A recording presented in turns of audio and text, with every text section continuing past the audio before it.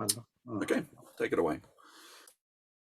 Righto, welcome everybody to this start of season briefing. Hopefully we will get a season once we get rid of COVID.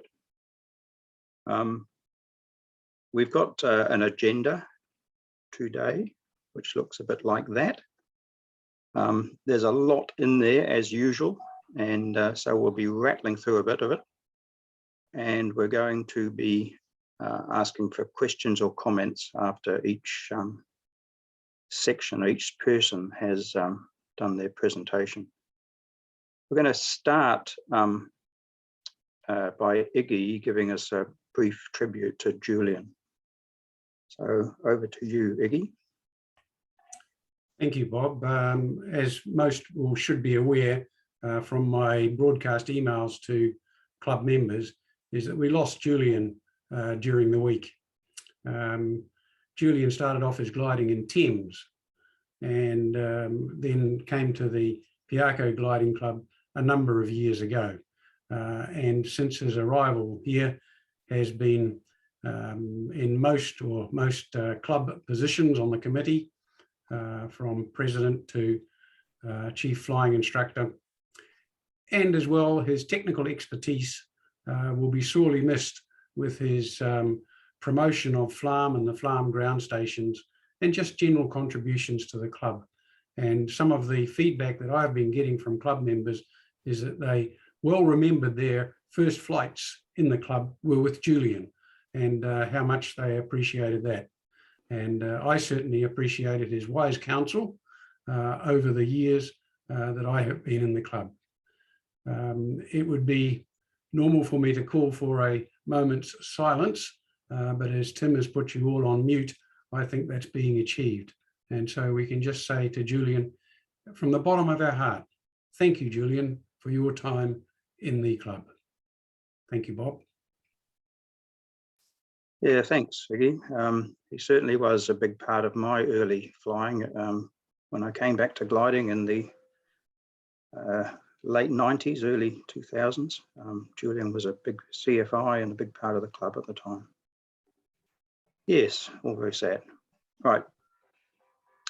So I would just have a couple of slides, people, to remind you of our operations and how we do things. That's a picture of the booklet. The booklet is now online only. It is our standard operating procedures, and it is how we are required to do things. Everyone should be familiar with it. So start of season is a good time to have another read of it, check out things that you're not sure about, and any time during the year or during the season when you're flying and you're not sure what the go is with certain things in the club, then look up the book. Also, if there's things that you think we should do better, or there are issues of safety or anything around the club operations, then by all means we can make amendments to this. You can suggest anything that you think should be or could be done better. Bearing in mind that the safe operations of what we do is the key focus of our operating procedures. I put a link there, but essentially you'll find the link on the website under standard operating procedures. So yeah, reminder of that. Please make sure you are familiar with it. And if there's things in there that need changing or altering, let us know, myself or one of the committee guys. The second little housekeeping issue is once we do get back to level 2, whilst we're in level 3, of course, if the club was at level 3, which it's not, then it wouldn't be flying. But at level 2, which is the current situation at Matamata, we do have a policy in place. It's on the website. There's the link. And some of the key points about it, you members must sign it, scan or sign in, scan preferably, the Q code at the clubhouse and the caravan every time you go there. We don't have any visitors. So if visitors show up for trial flights or something, be polite, but let them know that our policy does not allow us to mix with people outside of our club under this policy. Social distancing means that we don't all gather in one group at a time, and we only have one person behind the bar. Face coverings on in the caravan and any other enclosed spaces. And we do have a note there that says face covering should be worn by both pilots in dual gliders. That is in the policy, but the instructor panel and myself have agreed that if both pilots agree that they don't need to wear or they don't want to wear a face mask, then that can be removed. Personally, I found a face mask when I'm flying to be quite distracting, although I did deliberately push myself for a couple of flights training and got used to it. But if it's a problem, if it becomes unsafe to wear a face mask from a flying point of view, then you're better off not having the face mask, and then the risk to getting COVID. Something. Yep. So that's my two things to kick things off with, just to talk about procedures. Iggy wants to now talk about. No, sorry, we got Sarah now talking about the treasurer stuff and procedures for keeping records and so forth. Over to you then, Sarah. Okay. So you'll just have to unshare your screen. Bear with us while we dick around with technology.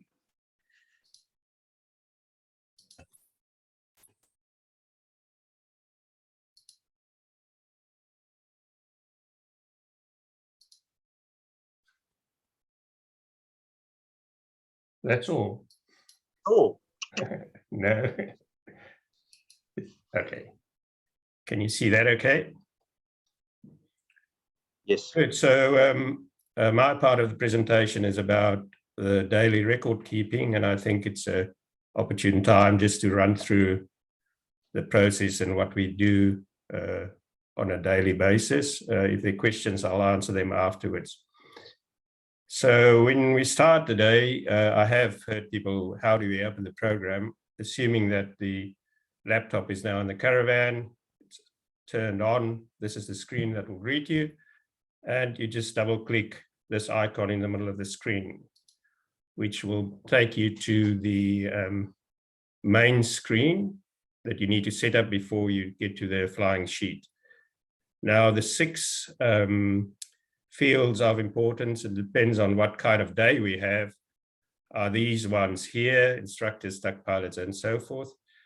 And this was obviously a towing day because we don't have winch drivers. The way to populate them is just click on that field, get a drop-down box, and you can choose a name from the drop-down list if it's a club member. If not, you can just click on it and type it in. It's a free field as well. The only other thing of importance on this screen is to check the date, that is correct, preferably on something other than the laptop, because this date that comes up would be the laptop's date. And then it's all set. Quite simple. Press the start of the day, which is over here, and it will remind you that you need to check the date. Click yes, and the main flying sheet would appear. Now, I thought it best to just run through one flight. So this would obviously be empty on the start of the day. But as an example, I thought I'll just look at somebody like Charlie, who's a youth member and a bit of a different one. So you start at the left side, which is the front pilot. Again, you click and you can choose a name, or you can enter a free field. You can enter anything there. The important thing to remember about the front pilot is that if there's nothing there, the rest of the flight won't be active. So just make sure that you put something in there, even if it's guessed, if you don't know the name, or a question mark, preferably guessed. Moving on, the next column is for the payer. By default, it would be the front pilot, so no need to change that. That's why you can see there are no little arrows all along here. But by double clicking on the field or by clicking the button payer, you can change the arrow to point to the backseat pilot if he's flying in a twin. Next is the rear pilot. Again, just a drop-down box, nothing to it. And then we charge differently for youth. So make sure that you have that tick mark on. Again, double click the cell or the button youth at the top. Glider, which glider is flying is important, especially for the club gliders. We have the club gliders all in a drop-down list to choose from. Choose accurately. We are running short on time on both our twins, so we would prefer not to have hours booked against them if they're not flying. And also it's a free field, so you can enter things like the Regio manually. Here's an example of a Frank who flew from Auckland in Bravo, India. So that's the glider. Moving on, it's a launch method. If it's a tow pilot, or tow plane, which it is most of the time, you choose the registration from here, or you can type it in manually. And there's also options for winch, self-launching, or auto-launching. I don't think we use that too often. I think I've only seen 2 auto-launches in all the time that I've been here. Next, the tow height also determine the price that we charge. So we could do that to the nearest 100 feet now, and it would be accurate. Often you don't know because the pilot would decide when he's flying, and if you're unsure, rather put in a higher value than a lower value, and you'll find that somebody would quickly correct you if you've put in 3,000 feet and you only towed to 1,500. Following on from that, obviously you want to know the duration of the flight, and we get that by entering times. You can either click the now button when the cell is active, or you can double click it. And the same for the landing. Often people would miss one of the two, and you can edit that, but just be careful. It has to be in the 24-hour format, which is something like 1436 or something to that effect. And then this spreadsheet, part of the reason why I chose it is that I just want to show you that Colin had a flight of 0 hours. So when you do your checks at the end of the day, it's pretty obvious that can't be. So just ask Colin or phone him and ask him how long his flight was, enter the time and update it. And actually, even worse, in this case, Charlie's landing time was put in at 7:15, which is obviously in the clubhouse. And that means that we've lost quite a few hours on Echo Oscar if we didn't pick that up. So just be careful when you do this to do it thoroughly. Next are the different rates that could be charged. Again, the drop-down box, and the 2 important ones here are launch only or launch and glider. Charlie's a youth member, so she pays launch only. The other launch only ones would be private pilots and unlimited flying scheme members. And then with all of that information, the charges are calculated. Now, please don't try and calculate yourself and change it. This column would come up automatically, so don't make any changes to that. Moving on to the paying. An unpaid flight would have a red square covering the paying method. So by clicking on that, you can choose either FPOS or cash or whatever other invoice we don't use that much. And other, I don't even know what that is. And then once you've done that, it would be it would show up and not read anymore. Non-flying charges is something that I've only started using recently, and this is a good example. Ian and Carl, they came on the day and they paid their subs at the caravan. If you then put in the amount that they've paid without the $ in front, it will update it and copy it over to the charges column. So again, that's what they have to pay. And you can say they've paid it by FPOS. And the last column, use that for comments like subs. Nice comment, Charlie paid 66 and Steve will pay the remainder on Saturday. I hope he did. And the other important one here is the voucher numbers. That's the way we keep track of the voucher numbers. Now that is basically everything on this sheet, except we haven't looked at the other buttons. The one is a save file. I use that quite often, and that way when you worry that you might lose some of your data, you know that it's been saved. So click that as often as you want to. And then the other button is this pilot info button that I just want to get to in the next sheet. Where's an example of Anthony, who flew, he had 5 flights and he hasn't paid for it. And where I find that quite handy is you select Anthony, and you can see there's a little green square around him.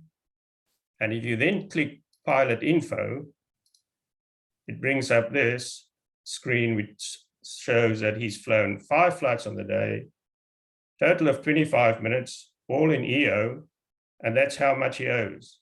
So you don't have to take out a calculator to do that. Once you've written that down, go back, get Anthony to pay it, and you can update the sheet. All of those are now updated. Again, a reminder to save file as often as you can, but also do it just before you leave the caravan, and do that as a final thing before you close the day, which is this button, and we press it only once. But closing the day does have its sequence of its own, which is this. So you save the file in the caravan, you close the lid of the laptop, you don't need to turn it off, and then bring it to the clubhouse where you have to open it up again. And it has to be at the clubhouse because we need the Wi-Fi for the files to be updated. Before closing, make sure that all the fields are properly completed, that all payments have been made, importantly, and that all the slips and the cash are in the daily envelope and the towing sheet that you get from the tow pilot. Once that's been done, you just press close day once, wait for the process to complete, and you can shut down the laptop the normal Windows ways, put the envelope in the electrical box, and the laptop back in the cupboard in the radio room. Just a few pieces of information. Rates, we charge members rates for members, for guests of members, for visiting glider pilots, if you know our glider pilots, and for associate members. Youth group rates are negotiated separately. So if you mark it as a youth group, they'll get invoiced afterwards. So you don't need to be too concerned about that. And in the youth members, they pay launch only fees when they're under instruction in a twin. Another thing to try and be decent about is try and pay before the duty pilot wants to go home. So if it's a really good day and you know you're going to be late, try and pay before your flight and he can go home earlier. A reminder that we also don't want credit cards, and American Express especially, they charge quite huge fees to process the cash. Just want to highlight 2 little problems. Quite often the spreadsheet would disappear off the screen, And most of the times it's been minimized. Now, if you want to get that back, if you hover the mouse over the icon at the bottom with the blue line underneath, you'll get a little window coming up, and you can just click on that and it should reappear. Second problem, under certain times, people would close the file completely, and then you can't get hold of it. And if you start a new one, it will overwrite the old one.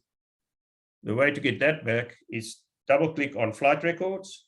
It will bring up a current year or Explorer file, and then you can choose the file with the current date on it. And when you double click on that, it will reopen it, and away you go.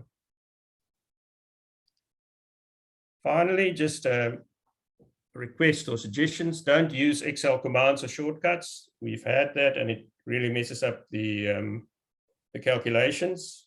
And especially if you do it on the template, we have to go and re-edit that.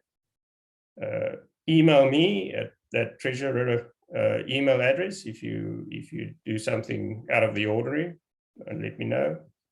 And if all else fails, just give me a call. And that's it from me. Thank you. So are there any questions for Sarah before we move on? If you want to make a question, you have to unmute yourself. Well, Sarah, sounds like you've convinced everybody. Just one, if I may, Bob, and this is a question of ignorance on my part. Just confirm that it's EFTPOS or debit cards only, no credit cards, no Visa, no MasterCard, no credit cards at all.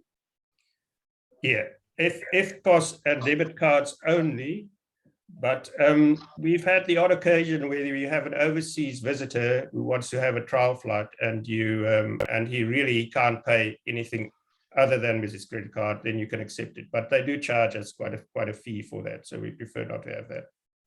Okay, my apologies, Mr. Treasurer. I didn't realise that. I've been using my Visa card. Sorry about that. Okay, we'll send you a bill. Make a note of that. All right. Anybody else got any questions? So we'll hand over to Iggy. If you can pull your thing up, Iggy, you should be able to share your screen.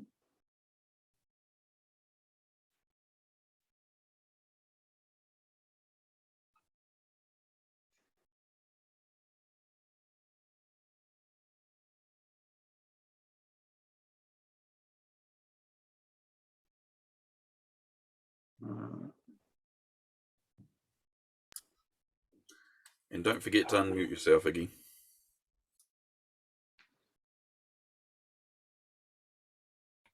Just flick on through all the slides, Iggy. I've stopped the swearing now, so I can unmute myself. Yeah. Oh, you've got a bit. How's that? Yeah, good. That's me. Okay, you want to talk about the gridding and efficiency and so on the flight line. Generally, it runs pretty well, but we can improve things a little bit here. Now, as Bob has covered, the duty pilot role is well defined in our SOP. In this review leading up to this, I will give Bob a couple of suggestions, and he will see if he can change the duty pilot stuff in our SOP. However, whether or not we do duty pilot, we should all be aware of what the duty pilot is required to do. And one of the big things that we should be aware of is that the duty pilot doesn't have to do everything. The duty pilot should ensure that things are being done, so delegate. And the bit that comes out of that is that, hey, if we're there, we can volunteer if the duty pilot is not delegating things to us. Remember, particularly for our younger members, that they might be a bit hesitant to prompt or interrupt their grandparent-like members when they are chatting away out in front of the caravan instead of doing things that would facilitate the day. Now, the aim of this is to get the gliders launched safely and recovered safely without delay. What this means is that we'll get everything ready for the next pilot so that we can get more time airborne on the day, and we don't waste any of the thermal or the ridge or the daylight time that is available.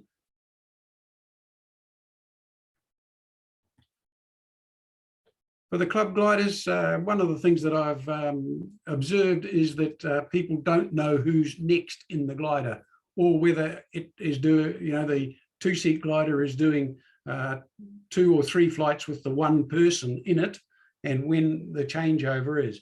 If you're the next pilot, be ready, and you can work with the next pilot. Doesn't matter whether you're the next pilot or not. Work with the next pilot and get things ready to go. One of the things is that maybe we could use the whiteboard on the door of the caravan to list up who's there next, so as we're not having to rush in and look at the booking sheet or whatever. Maybe we could put the booking sheet out on there. That's going to be a suggestion.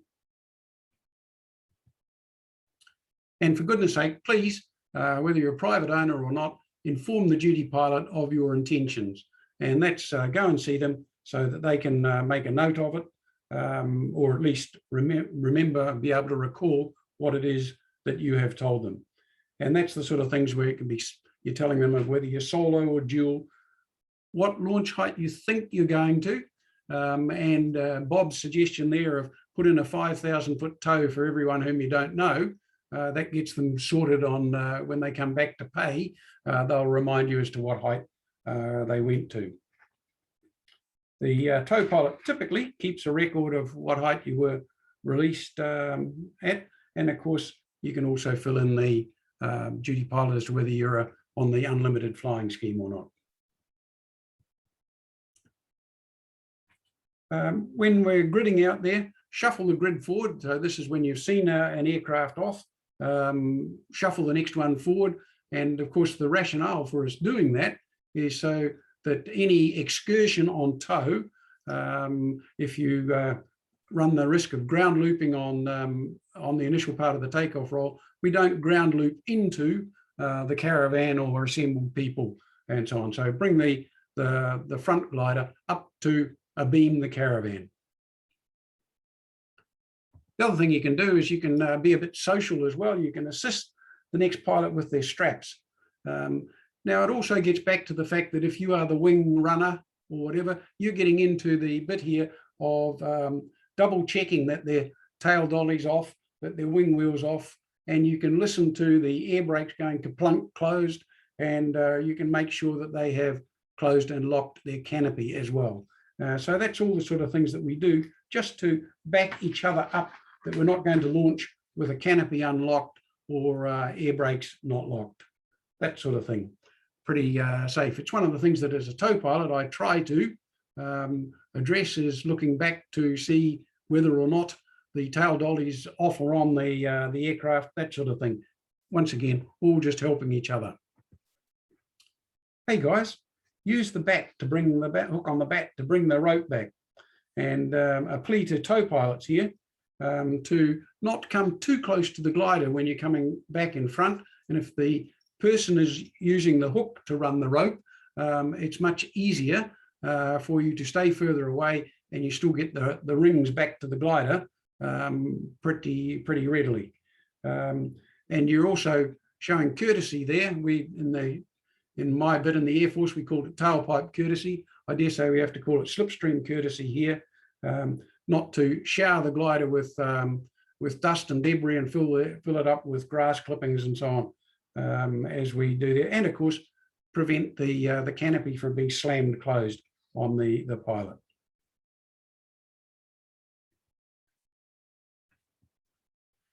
Now, straight out of the MOAB here, guys, the bat signals, we all should know them, and just a little bit of emphasis here on it is that if you move the bat at the speed of heat, us old grizzly tow pilots looking in the mirror, they won't be able to see it moving. It'll just be a blur. So move it reasonably slowly, okay? and the other one is at knee height, because if people start to swing it higher, there more exuberantly, you don't know whether it's going up to the all out or what. So please keep it below knee height. That's the reason that the word's in the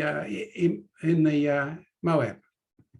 And on the all out, once again, don't have it out to the side here and coming from there all the way around, because we don't know whether you're going out. So just across the top, head height. Okay, reasonably slowly. And of course, you all know the stop signal, don't you? And of course, for the glider pilot there, the wing runner's got control of the launch from the moment you say, is it all clear above and behind?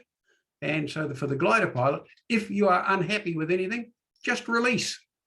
The tow pilot will soon realize, even if he's in the takeoff roll there, that you've gone. So that's the way to keep it safe. That's all from me.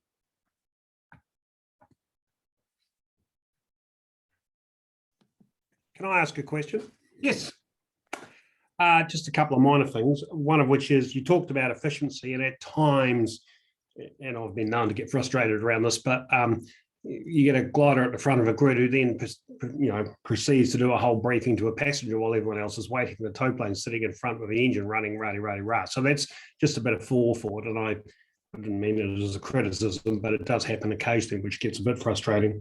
The other one is, and I had a look through our standard operating procedures, I can't find it, these tow hook checks that people, and particularly duty pilots, sort of try to do at the beginning of the day. Is there actually a rationale for that, given that we no longer have variations in the rings or in the tow releases? In which case, why are we doing it? I get confronted with this check release carry on every time I go flying, and almost invariably I turn it down. That's my choice, but I just wonder what the logic behind it actually is. I'll hand over to Bob for that one. Thank you. It's yes, you're right, David. It's the idea is that on the first day, the first flight of each glider every day, you do a release check that your release is going to work with a ring in the front of the rope and so forth. That's the idea. In the unlikely event that maybe it may not be working, because that's the only way of checking that the hook is actually going to unhook itself. It's a function of history when there were multiple rings and multiple release mechanisms on gliders. Of course, that doesn't exist anymore. And I just, at some point, we're over effectively keep using the tow releases, which goes to repairs and maintenance and time and life. And it's just a case of standardizing procedure. I fail to see where the benefit is in doing it, other than it slows us down. And there, some people ask and some don't. So I don't expect an answer now, but at some point we just probably want to standardize this to some extent. Yeah. So yes, it does seem to be irrelevant all of the time. I don't know of any. I can't think of any occasion when it's not worked. However, how else do you know you're going to be able to release if there is a fault with the mechanism? Well, there's no great, let's not get a rabbit hole here. There's no greater chance of that happening on the tow check as it is when you actually have to release the tow plane. I mean, it doesn't change the stats much. Anyway, look, I'll leave it in your guys' hands. Someone made a suggestion that we could do it on the DI part or way back. I just think it's confusion really. So. Actually, that's a good thought. That's a good thought. Do it during your DI. Use a standard ring. Do it during your DI. Yep. But the one comment I would add to the conversation is that you are supposed to be doing the check with the rope and the hook and the ring under tension, and that is what's different to just operating the hook. So if for some reason under tension the hook twists slightly sideways, it may not release, and that's. Yeah, it's a percent. I agree with you. It's an extraordinarily low percentage chance, and maybe doing it during the DI is a smart answer. Yeah, okay. Look, every time we add a procedure, we want to try and take one away. Otherwise, it just gets longer and longer. Enough. Can I just come back with a final bit on that?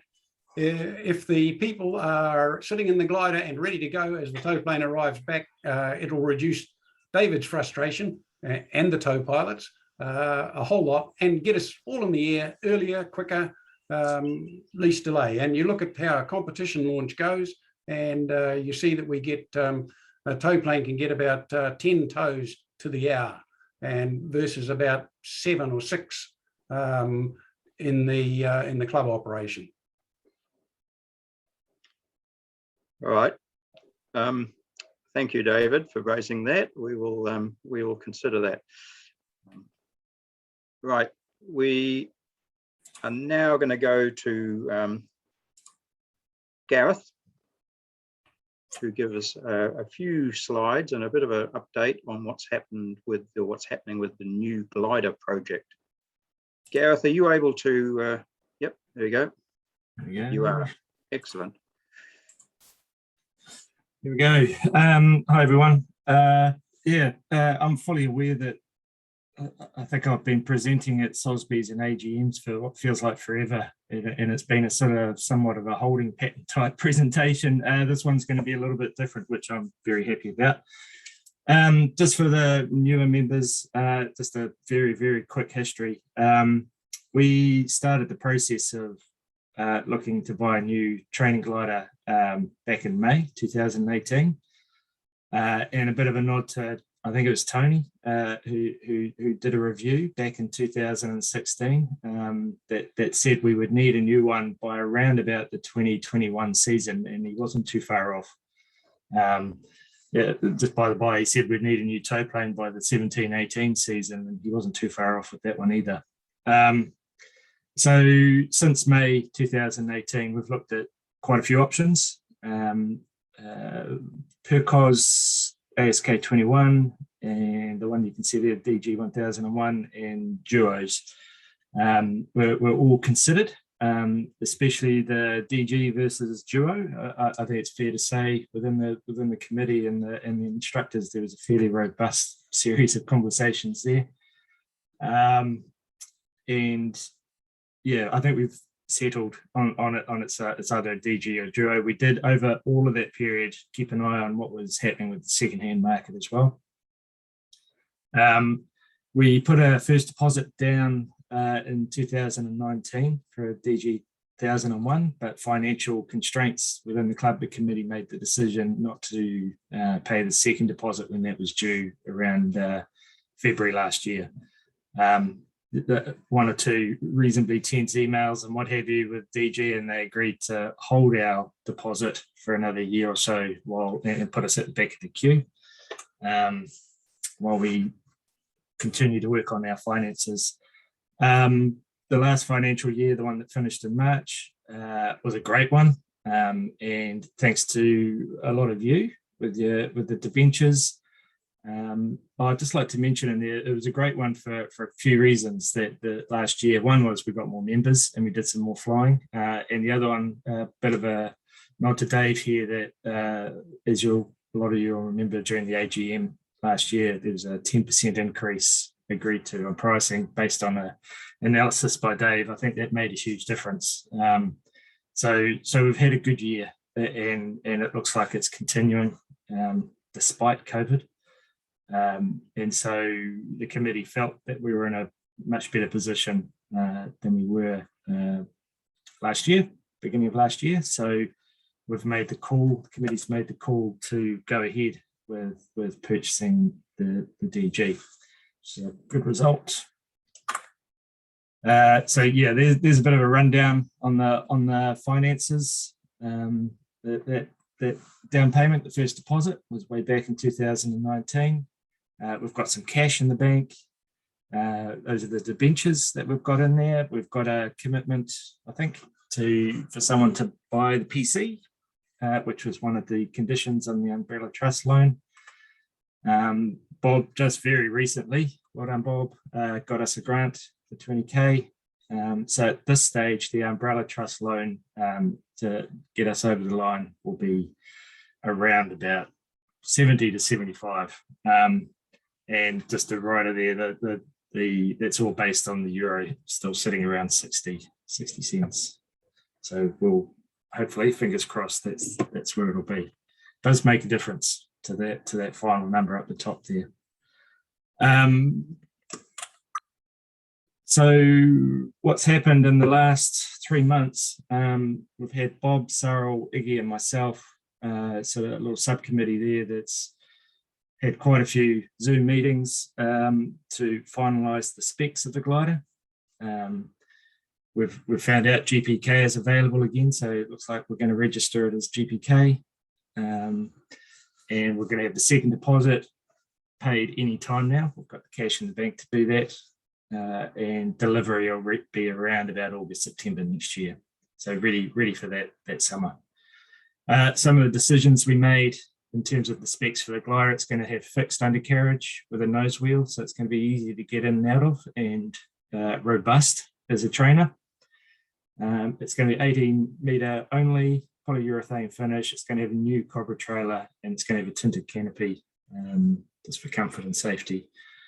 That's the mock-up that Bob put together for the front instrument panel. You probably note there that it's got the Alex Nav S100 there. That's going to be in the back seat as well, and the more powerful trig. So yeah, I probably haven't communicated it, but super happy and kind of relieved that we're here. You know, we've made the commitment. It's going to happen. Not a moment too soon, I think, in terms of the hours that we've got on both our PHOTs. So yeah, it's looking good. I understand that there's a reasonable financial outlay there, but I don't see us having really much of a choice now. So yeah, it'd be good, I think, if when we probably quite quickly start looking at what's the second trainer going to look like. Maybe that's the one that has some retracts and some longer legs, and that might be a second-hand one. So I think that's about it. Are there any questions there? Have I gone too fast? Gareth? Yeah. There's just one thing to start working on now is freight. It's probably worth trying to find out who else in the country might be looking at bringing in a glider at about the same time, because I remember when we brought PC in a 40-foot container all on its own, there was a huge amount of empty space in there. So we'd get 2 gliders in, and the cost of freighting a container these days is just horrendous. Yeah. And we've been fairly conservative with our freight costs in that budget. You know, I think I put it higher up there. The 255 includes, I think I put in about 8,000 for the freight costs, where pre-COVID that would have been around 2.5, 3. Yeah, and right now I don't think you'd get a 40-foot container landed in Auckland for $8,000 anymore. Yeah, it's very variable. Just talking to a few other people, Paul Buchanan and what have you, it does change a lot, and it does pay to shop around. We'll need to have that finalised by February, I would imagine. There's a risk reward game here in terms of waiting and hoping that the COVID issues go away versus getting something locked in. And I've been professionally, I've been involved with organisations that have been stung by waiting. So I'm probably more inclined to start earlier and try and lock in a good price as soon as we can. I agree with that, but if we can find somebody else to share the container as well, make a big difference. Yeah. It's a little bit trickier because we've got the trailer as well. Okay, yeah. A little bit harder to find the space, but I think a lot of people are feeling the squeeze, so there might be opportunities there for us to partner up with someone who's putting something light and fluffy in there. Put it in a car carrier. Yep, that's an option. Absolutely. Yep. So yeah, we'll be looking at all of that between now and February. Good on you. Well done, guys. Gareth, I understood that we were going to make a call for more debentures. Is that correct? Yeah, look, at the door's not closed on debentures. I guess at any time up to August, September next year the final purchase. The big outlay is going to be in about June when the glider rolls out of the warehouse. So Yeah, absolutely. If there's new members that want to contribute, we do have a debenture agreement. It's a a proper sort of, well, it's not big. It's about a 2-page contract that we can still put out there. So yeah, if anyone's financial situation allows for a debenture to be provided, then absolutely. Probably contact Cyril in the first instance. I think he's still got the document, and he's the treasurer now. So yes, that'd be great if there's anyone interested. The umbrella trust loan, the other, just so that you're aware, is on, it's below market rates, but it's sitting at around about 3.75% at the moment, I think. And that needs to be paid back within 10 years. And the other condition there, other than the sale of one of our other two-seaters, is that they require 4 guarantors. So if you're willing to be one of those, get in touch as well. That'd be great. I think there was another question there. No, it was me, Gareth. I just wanted to mention that guarantor thing from the loan. Okay, anyone else there want to quiz Gareth or others about before we move on? Rightio. So Steve, could we like to tell us about the OLC for the club?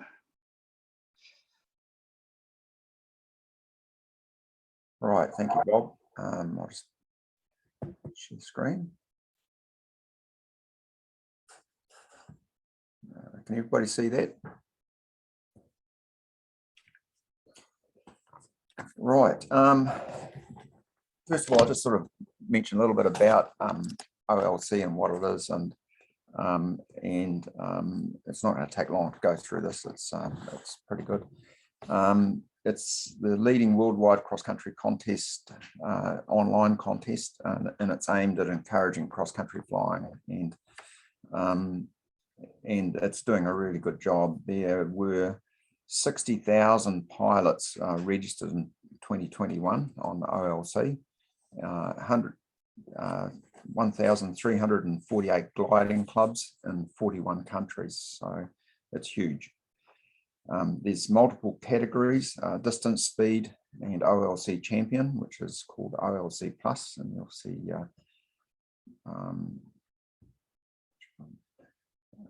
so these are the categories down here, and there's also under scoring, there's a whole range of categories as well. OLC Plus is people that have their best 6 flights. There's a guy called Keith Essex, I think it's quite a few of you will know him. He's been to Matamata a couple of times, flown in competitions. He's sitting number 2 in the world for 2021. Tim's our highest ranking OLC Plus pilot, and he's about 1,233, and Dave Jensen's about 1,400. And there's quite a few of us around the 4,000 mark, so it's just to show you how big it is. The good thing with this, it's a personal fulfillment thing, so it's just a self-recognizing of the cross-country flying you're doing, but it also helps show the club that we are a cross-country club. Now, to register onto OLC, you go to, all you've got to do is go to this website here, which is www.onlinecontest.org. If you type OLC gliding, it will go to, you'll pick the website up pretty easily. On the, oops, where do we go there? On the right-hand side, you can register yourself online. Also under the settings screen, you can change your password. If you've been operating a different club, you can change your club registration. It's all pretty easy to do. If you've forgotten your password, it's pretty easy. You just hit a forgotten password and it'll send an email to whatever email address you've got registered in originally. The only thing is the passwords are quite long, and you've got to actually make up quite a long password. So good idea to write it down, put it on the back of your phone or in your wallet or on the back of your laptop computer or something like that to try and remember it. Yeah, otherwise it gets a bit difficult to change things and change settings. So a barrier for a lot of people is using a flight recorder. Pretty much for all cross-country flying now, whether it's a contest, a badge flight, a club task, or even the 50-kilometre flight for the soaring pilot task, you need to be able to produce an IGC file. Now, it used to be quite complicated with expensive equipment, and it is getting easier and easier now. If you've got an Android phone, you can download XCSAW, which is free, and that'll produce an IGC file, which is ideal. The other option is if you've got a CU subscription, if you subscribe to CU, which is a program for working out your badge flight or preparation for your flight. The cost of it is about $80 a year, €49. Not a huge amount, but with that you can get a CU recorder free, and that can go on to, it's not just an Android but also an iPhone.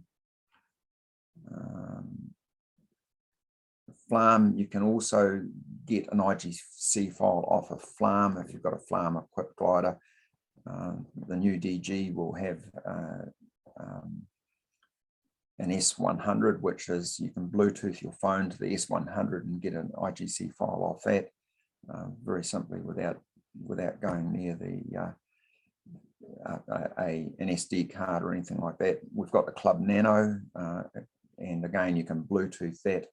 I'm quite used to using an UDI, which is really good, pretty expensive, but it does a real good way of getting an IGC file. Right, as a club, we've actually got 16 pilots that are on OLC. And it's really interesting, the top 4 pilots there have all done over 100 hours of cross-country flying, which is absolutely fantastic. Tim, 13,000 points, which is really, really good. Dave, 8,000, and a very close tie between Sarah and Dave Johnson. I think it came down to the wire on the very last day. It was about 18 points between them. Also very impressed to see some of our newer pilots, Mark Shrimpton and Patrick Laidlaw down here, both doing really well, nearly 2,000 kilometres of cross-country flying in 30 hours each. There are a few pilots that aren't on here and probably should be on here. So whether it's good for the club to have as many pilots on OLC as possible to show what we're doing. As a club, we are #1 in New Zealand, and not just by a small margin either. It's 10,000 kilometres in distance further than any other club, the Auckland Gliding Club, and way ahead of every other club in the country. So yeah, we are doing really well, and as you can see, 16 pilots registered. Auckland have got 23, and we still did quite significantly better than them. Our airfield is also #1 in New Zealand. We even beat Omarama this year. And again, not by a small margin either, quite significant. It's been helped quite a lot by the club class nationals being at Matamata. So anytime we have a competition and people are loading OLC points, if they're launching from Matamata, that goes towards our statistics. If we look overall throughout Australasia, we're sitting at #8. Again, if you look down the right-hand side, the number of pilots that are actually putting in OLC points. We're quite low at 16. The top clubs, you can see this, they're on 40 or 50, which is pretty significant. And airfield, we're number 7 in Australasia, which is pretty good. We're competing with the likes of Kingaroy and Narromine, which are huge clubs.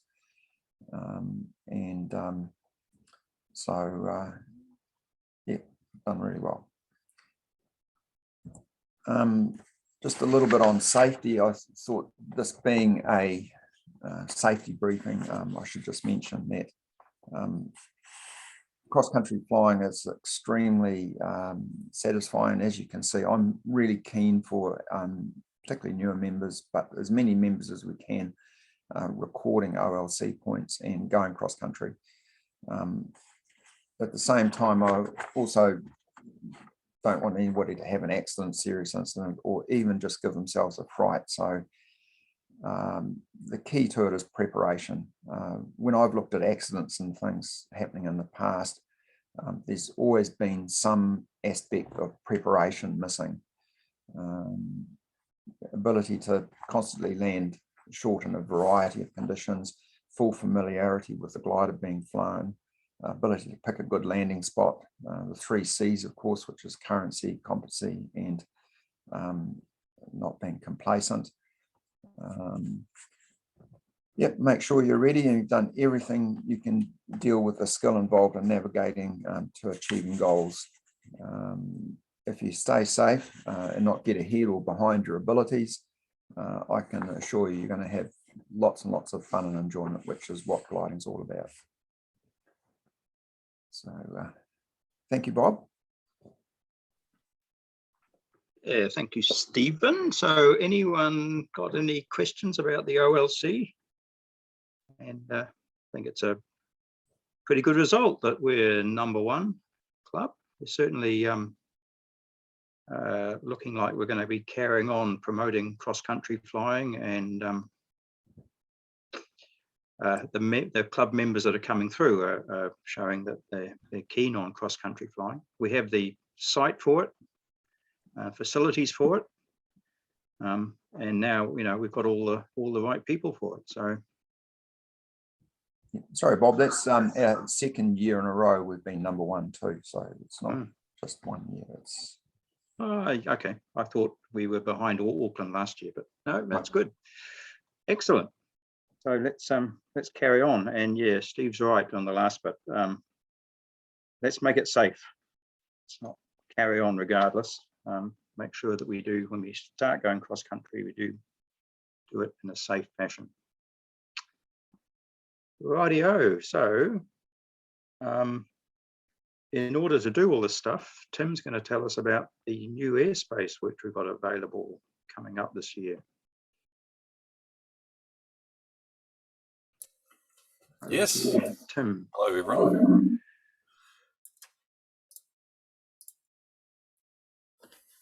All right, I've got 3 topics. We're going to rattle through them real quick. Airspace, Adsb out, what the situation is, and tracking. And a little surprise at the end. What's that going to be, eh? So we've had good success with our airspace. We've been trying to work with CAA and Airways on getting some new airspace, and we were successful. So from the 3rd of December, we've got a number of new G areas that we'll be able to open up anytime we want, not just for contest flying. And the first one is G273 Miranda. Now, this is just near the top of the swamp, and you can now open this area from 4,500 to 5,500 feet. It's mainly used for contests when we fly to Thames and then cut across over towards the Ardmore area. We often do that, and we're often doing it above 4,500 feet. So that will be handy for that. 274 Wairanga is replacing that previous airspace that was there, and it's almost identical, except there's a slight change to the bottom piece near Hamilton, And I've got a better diagram of it here. The idea here is the old airspace is these white lines, and the airspace point used to go to this peak of this hill, and that's exactly where the thermals normally are. Now that's been truncated, cut off, so you can now fly over that hill and head towards Huntly far more easily around that corner. So a very minor change, but will be useful to us.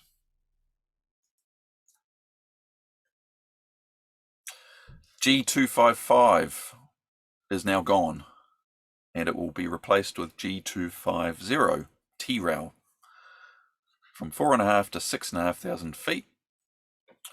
The advantage of this is it now covers the eastern side, including way over Tokoroa, which has been a major problem for us. If we want to head south, you would be sort of funneled into this little corner by Wharepapa South. Now you can just head south. So that's a big win for us. The concession we had to make was it's moved over slightly from Hamilton. So you do need to watch out for this little segment here that is next to Hamilton. You can still fly under that piece at up to 4,500 feet. But from 4.5 to 6,500 feet, you need to watch out for that line. And that's on the other side of Mangatautri. So it's rare we fly down that close to Hamilton's boundary anyway, but if you do, just be aware of that change. As you head further south to the Taupo region, we've now got a number of new areas. Most of them are going to be used during contests, but they are available to open up anytime. So if the weather is very good, you can open up 453 Mangakino and 454 Poriora up to 7,500, 8,500 feet down those hills, down the western bays there.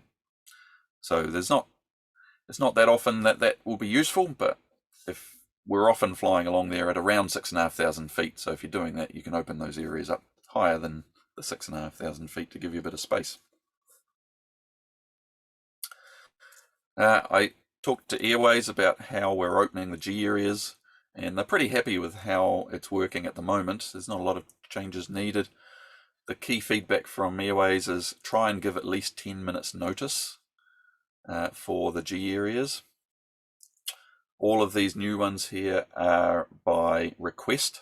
They don't have to give it to you, but generally there's no reason they won't, as long as they have a little bit of notice, so that if there's an aircraft flying through that area, they've already been cleared through that space, they have to wait for that aircraft to leave that area before they can open it. So give them a 10-minute warning and much less chance of it being denied. You can call on the phone before you launch, especially for the ones around Matamata, but you can request them while you're flying as well. They do ask to try and close them when you've finished with an area. Now for G254 around Matamata, I suggest always closing that at civil twilight because we use it all day, unless it's obviously only going to be used for, say, one trial flight up to 5,000 feet, and then close it afterwards if the weather's not good enough to use it. So use your common sense, try and close areas if you know no one else is using it. And use a transponder if you can. That just means if you're in one of these areas, Airways can see you, and if someone requests an area to be closed, they can see that someone's in that area and won't close it on you. So it's useful for everyone. It also stops the bigger planes and rescue helicopters. They will see you on their TCAS if you have your transponder on, so generally try and keep it on if you've got the battery power.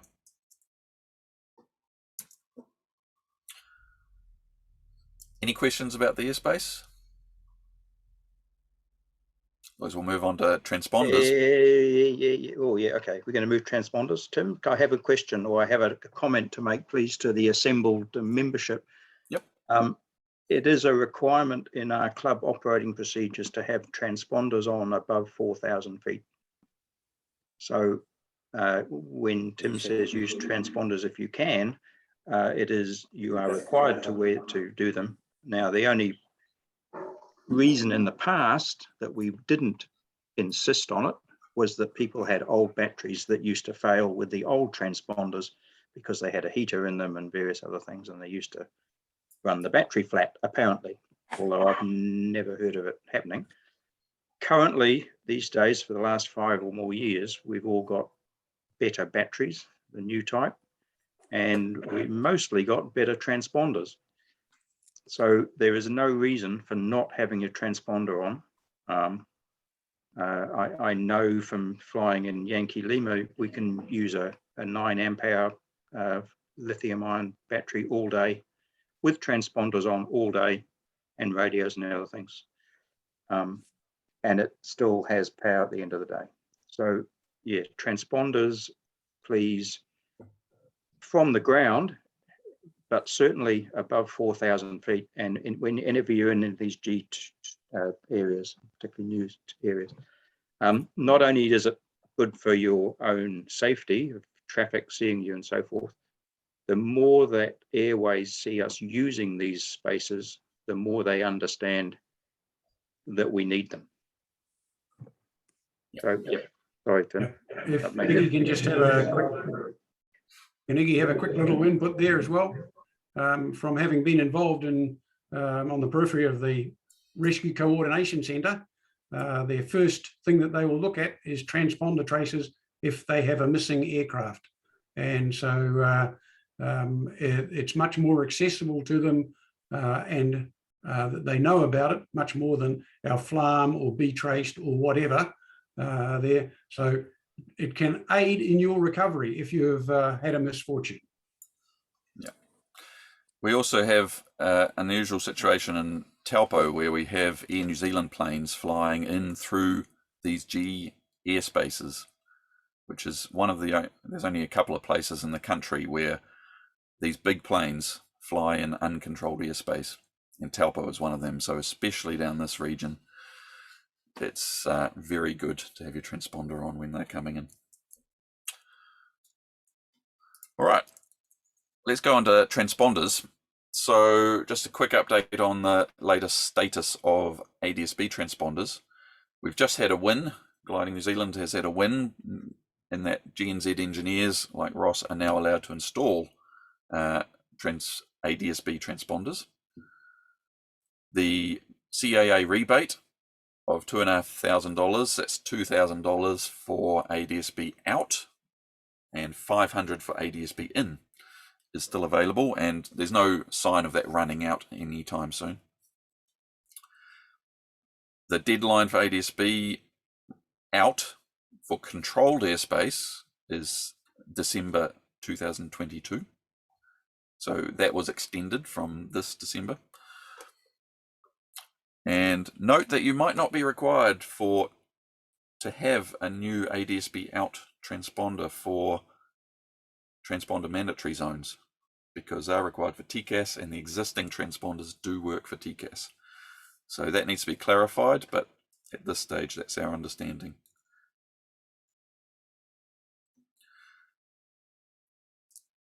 If you want to fly in controlled airspace, for any reason, from December, you will need Adsb out. And the most popular package for gliders is the Trig package, and it consists of 3 parts. This gets a little confusing, so I've tried to clarify this. There's a transponder unit, which includes a little control panel thing there. There's a GPS receiver, and then there's a GPS antenna. And Trig make 2 versions of each of these. The transponder unit, there's 2 options. Both are certified, so they're perfectly legal in our gliders. The lower, cheaper one, and it's not that much cheaper, only a few $200 or $300, I think. It's a lower power one, but it's only valid in New Zealand up to 15,000 feet. If you buy the more expensive, more powerful version, it's valid up to any altitude. Now, for most power pilots, they're happy with being under 15,000 feet. But as a glider pilot, you might want to fly up to 22,000 feet and wave down the South Island. So I recommend bringing the extra money for the higher altitude one. That way, if you sell your glider to a South Island pilot in the future, or you want to fly in the South Island, you have the correct transponder. The GPS receiver, this was one of our main concerns. There were two options from Trig. One is certified, one is not. And for a while there, they were only going to allow the certified version, which was another $3,000. Thankfully, CAA came to our aid and have allowed the cheaper non-certified position source. And we're now allowed to put that in our glider. So that's about $700 instead of $3,000. So that's a win for us. Adsb GPS antennas. So this is the one thing we have not had success with. There's two versions of the antennas. One is non-certified, one is certified. CAA are insisting we have to have the certified one at this point. So if you're about to get this install done, you probably have to buy the TA70, which is, I think it's a few $100s for this antenna, rather than $150 for the non-certified one. But at this stage, we have to get the certified one. And unfortunately, it's a bigger unit. It's meant to be installed externally, and it's meant to be a meter away from any other GPS antennas or radio antennas. So that'll be an interesting installation process in gliders. 500. Bob, do you, It's great. there was a question from Bob there about antennas. Oh, yes? Sorry, Yeah, I so questions. I put it up in the chat room, Tim. So I'm not sure if you're across the conversation that we've just had out of the NZAF meeting, Tim, with Sean Johnson from Merlin Labs. Okay, so very quickly, the ability for GA aircraft to have access to the TA50 antenna pressed a whole lot of hot buttons for the rest of the community. So at the New Zealand Aviation Federation meeting that I now attend on your behalf, a couple of days ago, Sean Johnson, who was the CEO of Merlin Labs, they're a Part 146 organisation, he is now looking at the work required and the cost of certificating the TA50 for use in New Zealand, and assuming that the cost is reasonable for that certification to be done, New Zealand Aviation Federation are looking at funding the cost of certifying the TA50 for use for everybody in New Zealand. Now that will take a bit of time, but we've suddenly got a pathway forward that bypasses CAA. Right. I know GNZ is still working on this as well, so it might change in the future, but right now, that's your only option. So. Yeah. So right now, only the TA70, but if we've got till December 2022, then there is a potential pathway for the TA50 to become available.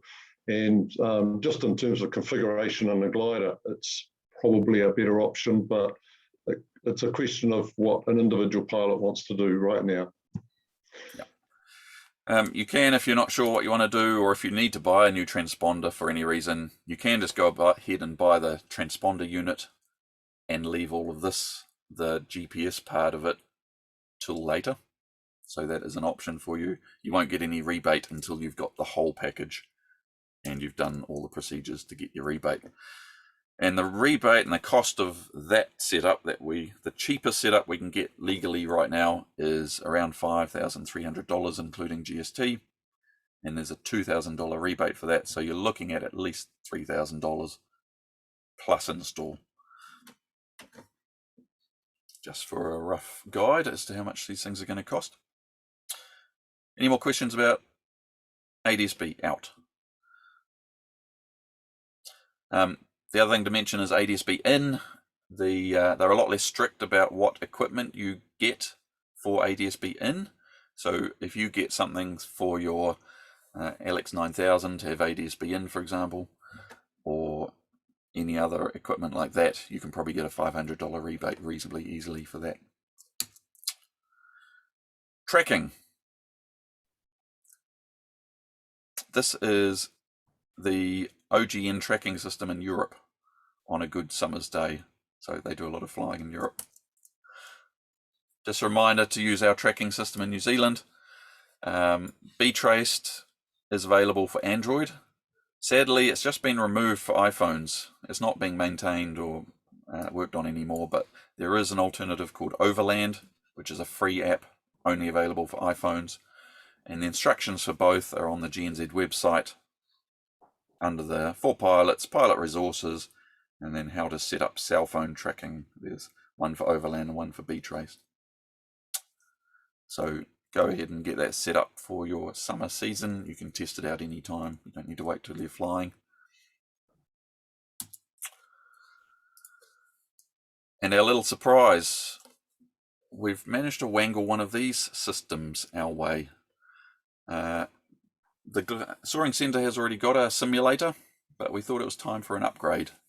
And we've got this thing on its way. It's about $2,000 US worth. And it's been generously donated by the company that makes them. We'll have to provide a computer and a screen, but it's just a little project the Soaring Centre and Sorrel in particular and myself are going to be working on over the next few months. It should be arriving very soon. So hopefully that's of interest to anyone wanting to do training on rainy days. Any questions? Can we drink and fly at the same time, Tim? Yeah, it's got a beer holder. See there? It's ginger ale. Anyway, so that's pretty cool. It comes with a seat, all the controls, the control stick. We just have to supply a computer and a computer screen. And it should be here in the next few weeks. So, Tim, is that based on the Condor type program or something similar to that? We can run whatever software we want on it. Yeah, oh, great. One of the comments about the Condor is, of course, that when you fly around Piako, you only go as far as Tierra, then you hit a brick wall and you can't go any further, which is a bit unfortunate. It'd be nice to be able to go right up Thamesway with it. Is it trying to develop that? There is a new landscape which goes, it's Auckland landscape, and it covers right up the Coromandel Peninsula and across to Auckland. Okay. That doesn't sort of coincide with the Piako one, though. You can't just go from one to the other. No, that's right. Okay. All right, thank you. Okay, folks. So, how are we all going? We rattle on. Is everyone happy to rattle on at this stage? We've been going over an hour already. No one's dashing out the door. Proving grounds is our next topic. Dave Dennison has been doing a bit of work on this for the club. Dave, you can introduce what it is to the masses and yeah, give us a rundown on it. Okay. I got a bit of an echo going here. Can people hear me? Yep. Good. Okay, Proving Grounds is a system to encourage people to go cross country. Steve talked about us being a cross country club or encouraging us to go cross country, and not everyone has to do it, but we think it's people who do really enjoy it.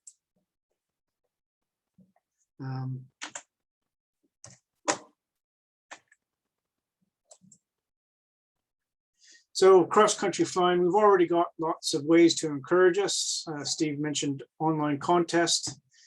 There's badges, there's records. There's a bunch of club trophies that you can go for. And in the other picture, that's a contest briefing.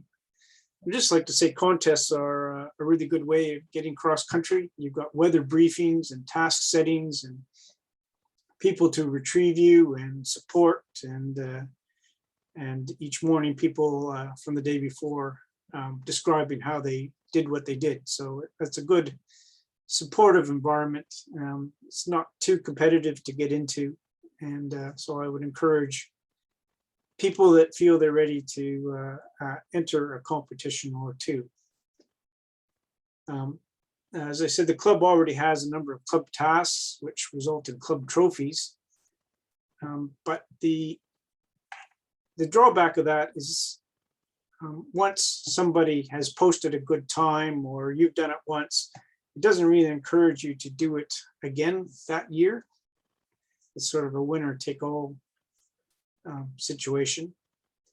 So a group in Canada have developed a system which they call Proving Grounds.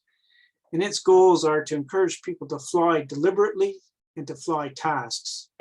So you would learn more and possibly get a bit more satisfaction if you actually had a task that you actually flew around, rather than flying aimlessly around the sky or chasing clouds. Or online contests sort of allows you just to go up and come back, or point the glider in any way you want, and see where you get to. So having tasks set, I think, is quite a good way to get on in your cross country.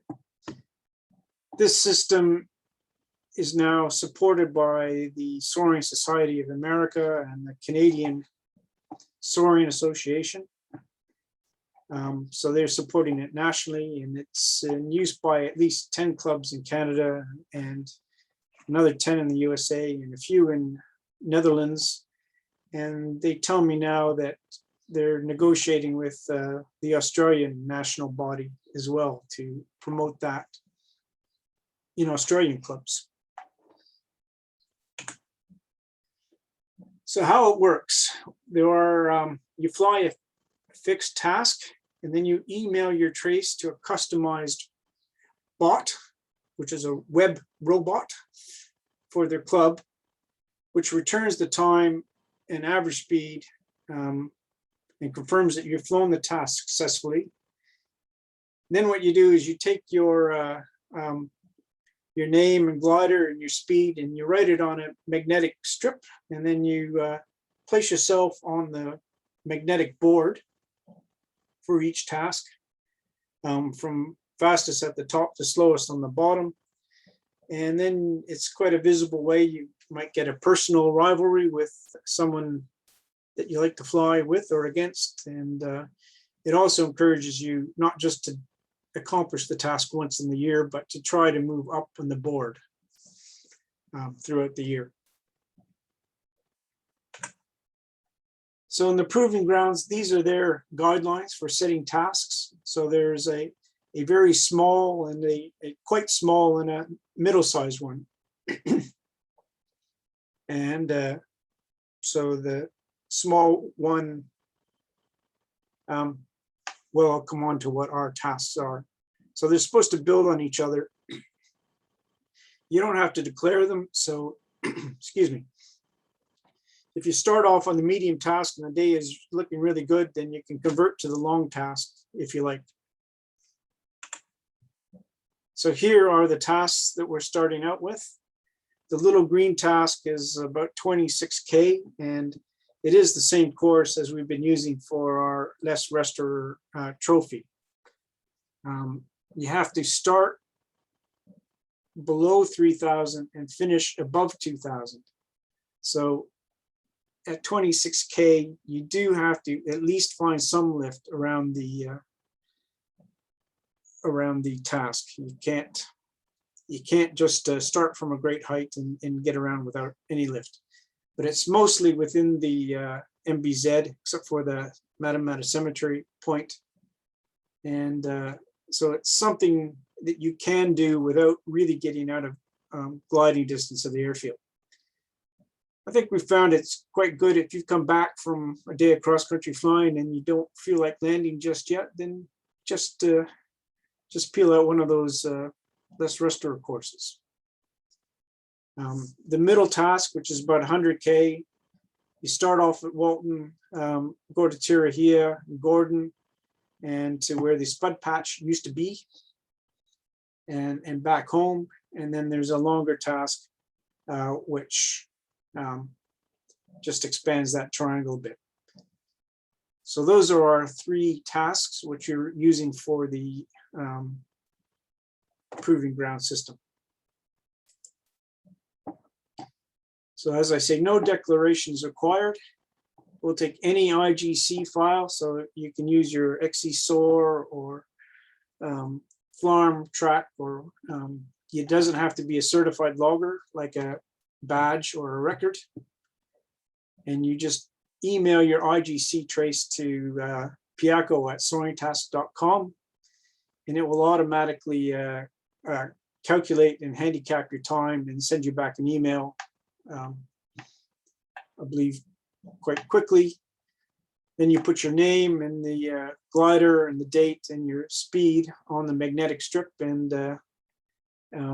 start working your way towards the top. So that's it. It's just another system, but one that other clubs have found a lot of success in encouraging people to do their shorter first cross-country flights, and from then build their speed and work their way up the board. So I think it should be available now. Oh, I don't have the magnetic boards yet, but that should be a couple of weeks away. They should appear in the clubhouse somewhere.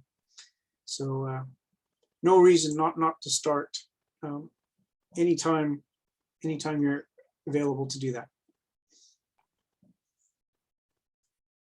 So, Okay, so are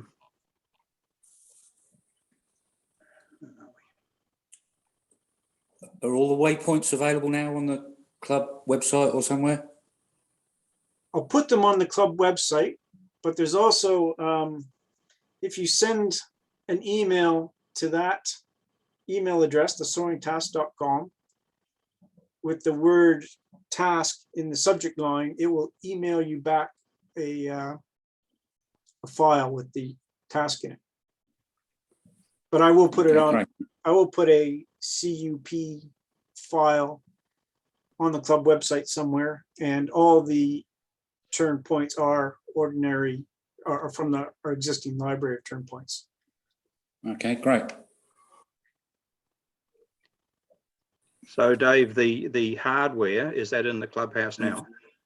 No, I've ordered by courier, and they say it may take a couple weeks, so it's not there yet. So if you do it before the board shows up, just send me an email with your time, and I'll bring the boards up to date when they arrive. All right, so apart from the information you've put out now, is this available on our, or will it be available on our website as a separate little place somewhere? Yep, it'll be available. Yeah, okay. Can you load previous flights? No. Have you already done the task even before you knew where it was? So it's not like online contest. There are 3 specific tasks. So it would be quite a coincidence if you had already chosen one of our tasks and flown it. So what would be the start date? Are you saying now or? Now, yeah. Okay, wonderful. Okay, you guys stay at home. We'll give it a go. Yeah. Can you fly in reverse? Yes, you can fly in the reverse direction if you like. Not very efficient though. How fast can you go backwards? All right, any other questions for David about the proving grounds? Yeah, it'll be interesting to see the leaderboard, how it changes during the season. All right, let's move on to, I get the last session of the day. So, and we're actually just about exactly on time. So let's see what we can do here.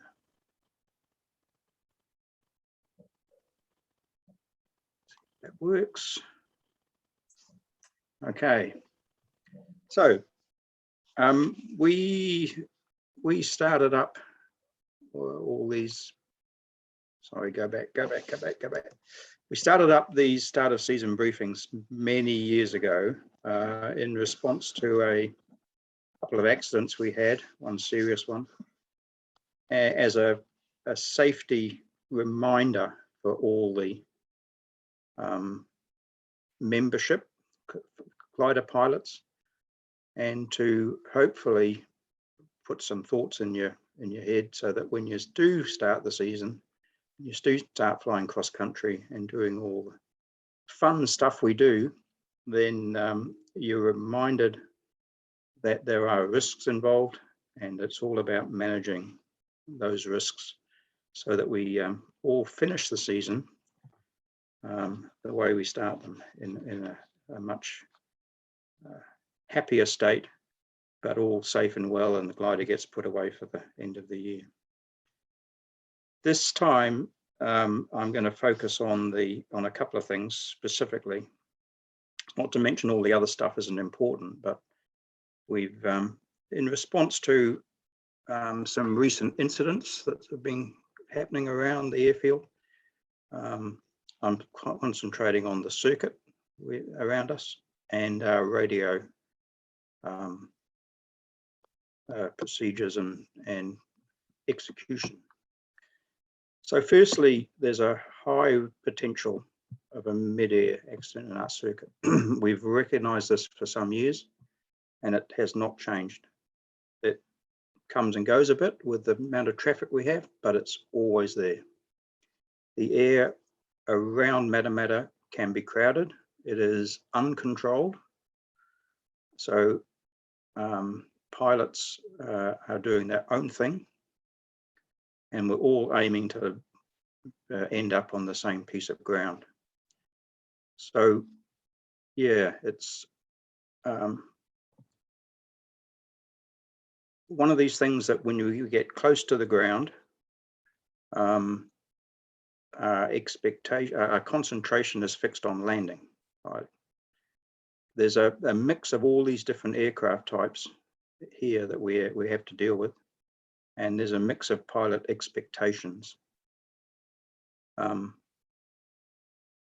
Each one of these people flying these planes looks at their approach and their landing completely differently to how we do it.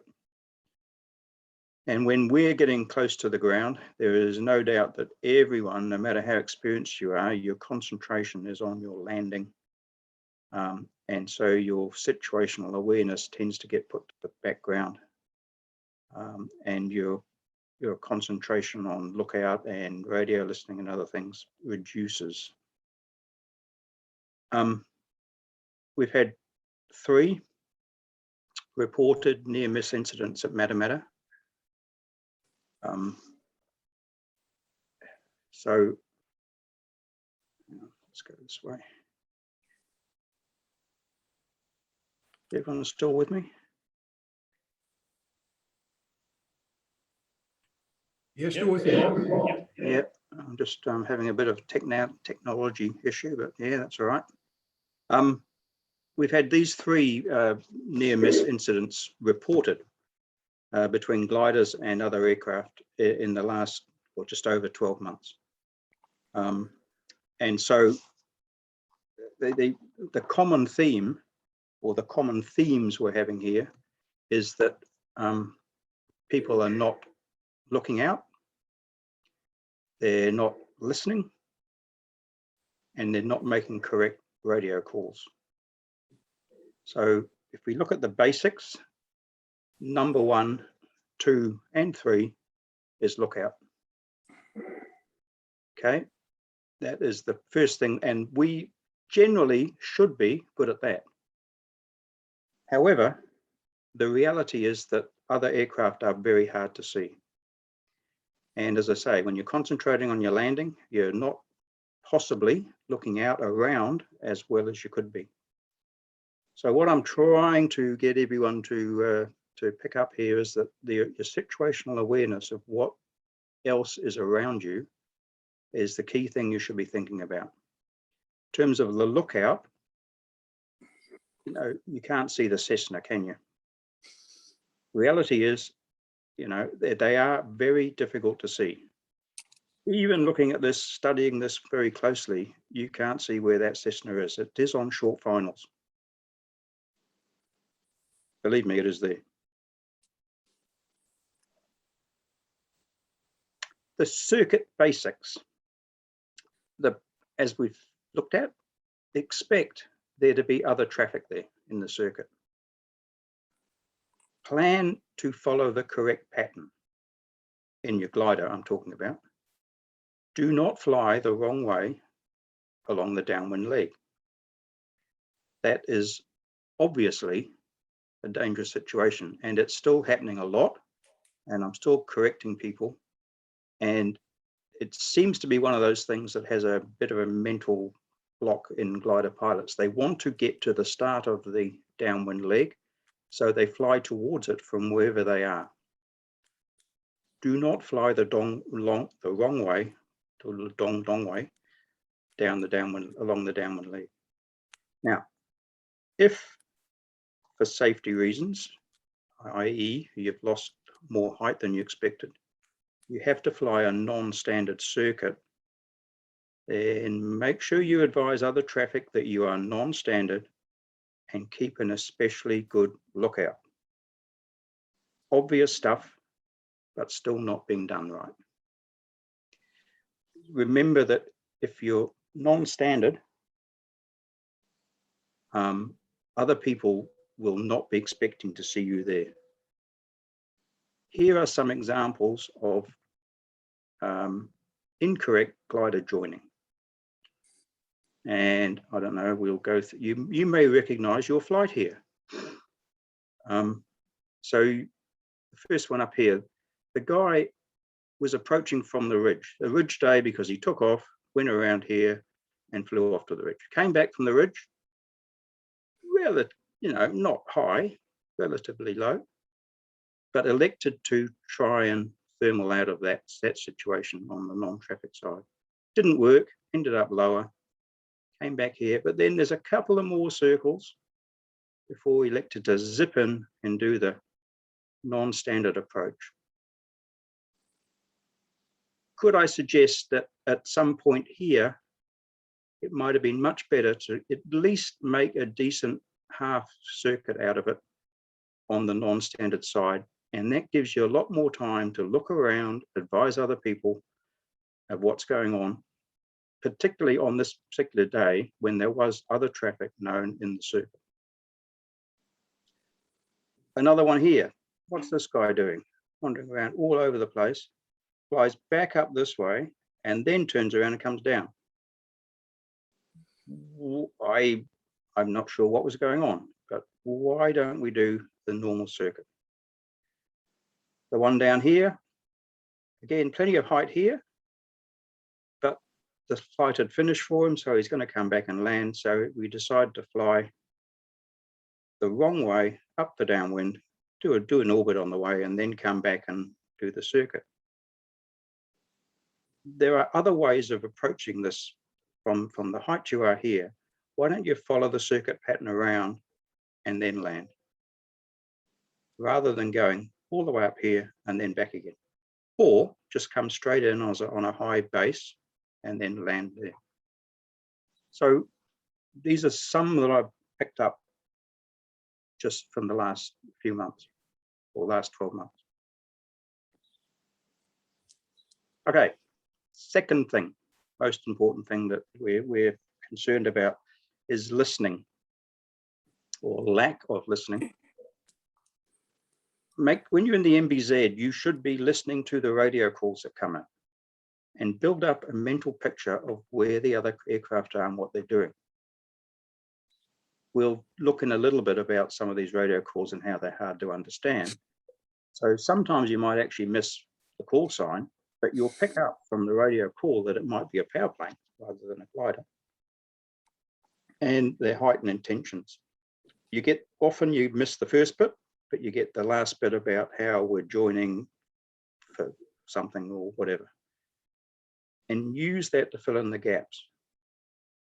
Now, if you think the aircraft is a long way away from where you are or from the circuit, then still put it in the back of your mind that it's there. we have seen time and time again, and I notice it all. I mean, I know with students, they're hard to get them to do it because of their inexperience. But even experienced people, you hear a radio call and you ask them what that was, and they hadn't heard it. It's just background noise, which gets in the way of them concentrating. Key thing here is listen to the radio. When you are making radio calls, we have these 4 C's: be clear, be concise, be consistent, and be correct. All most important.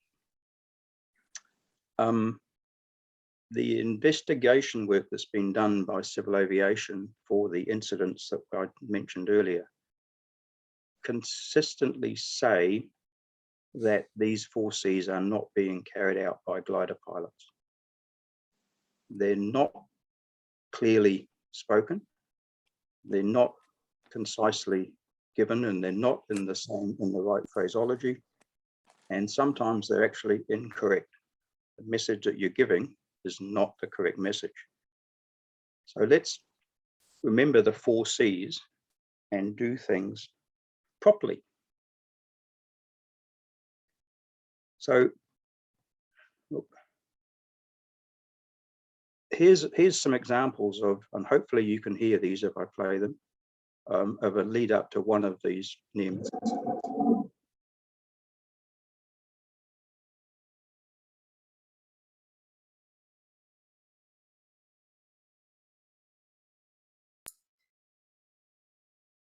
Are you playing it, Bob? You know, No, when you share your screen, you've got to tick a box to enable sound to happen. let me go back. Let me go back a bit. How do I do sound, Tim? Just try sharing your screen again. And then the panel that pops up, there's a tick box at the bottom that says include audio from the computer. Now, hang on a sec. Whoa. Bear with me. Meeting controls.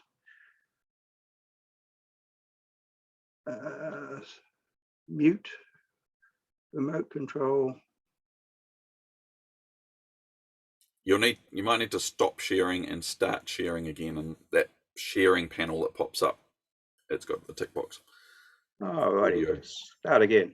Sorry, folks. Bear with while we get the share sound down the bottom. Yeah, I see what you mean. Okay, got the picture again. Let's have another go. Ooh, no. Participants can now see you.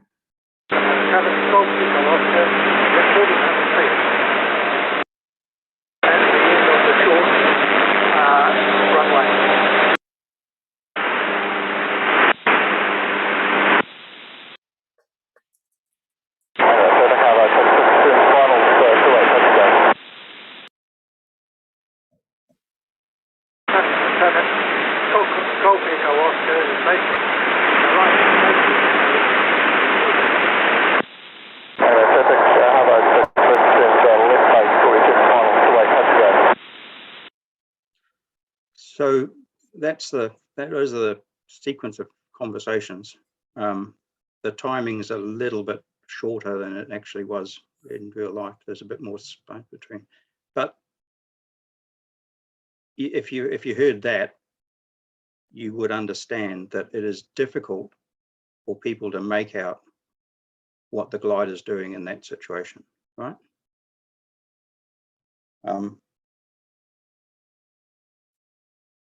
It's bearing in mind that that this ended up with a near miss between the glider and the Harvard. Each one should have heard there was another one doing something, but what they were actually doing and where they were was not. It's not that easy to pick up at all. We can do it better. Remember that other pilots are relying on what we're saying on the radio. So give your position accurately and clearly and correctly. So don't say you're joining downwind if you're already halfway down the downwind. If you're in the downwind leg, it's not a bad idea to say early downwind. Downwind is the mid or late downwind, either or base or final. So people know where you are in the circuit. Now, if there is other traffic in the circuit, as we've just heard here, it's a good idea to reply to them with the Matamata traffic, call to Matamata traffic saying where you are and see if they have seen you.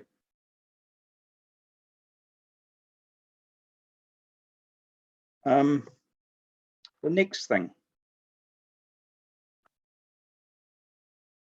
how to use the radio.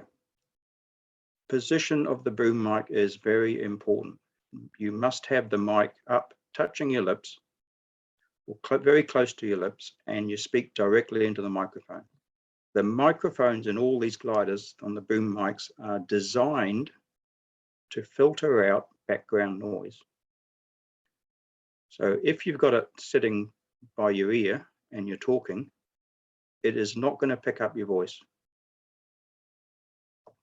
So it must be right in front of your mouth and talk into it directly. Know how to use the radio in the gliders. NI is a particular problem because it has a manual squelch or an adjustable squelch. All the other radios we have in the club don't have that.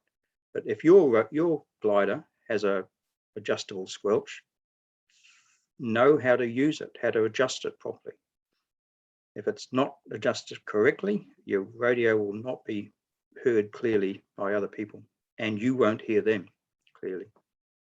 Now, if you're not sure, and a lot of our perhaps newer pilots won't be sure about certain situations, radio gear, ask somebody, find out, say you're not sure. Don't be fiddling with the thing in the air. It's a huge distraction if you're not sure what it's doing. Make sure you know how to use your radio before you take off. And everything is straightforward once you're in the air.